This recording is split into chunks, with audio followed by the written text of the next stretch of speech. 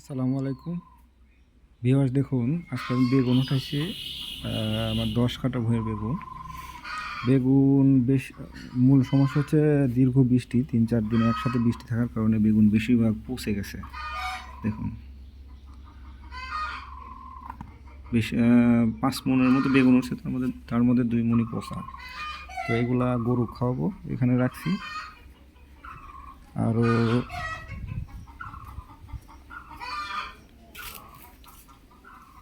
এখানে রাখছি, দেখেন এগুলো সব একটু একটু করে পচে গেছে। আর এখানে গরু আরও কিছু কেটে দেওয়া হয়েছে।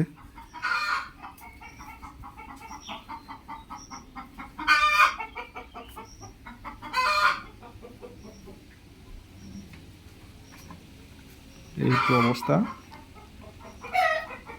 3-4 দিনে একটানা বৃষ্টির কারণে বাগানে পছন্দ হয়ে গেছে।